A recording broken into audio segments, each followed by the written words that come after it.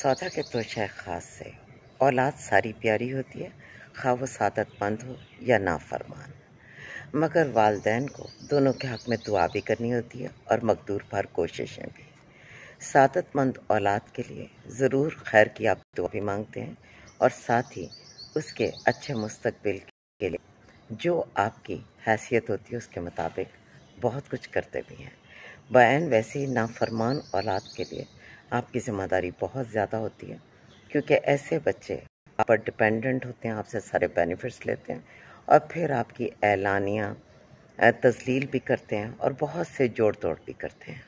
तो ऐसे बच्चों के लिए दुआ भी करते रहिए, उनसे मोहब्बत भी कीजिए, लेकिन अपना सब कुछ उन्हें ना दे दीजिए।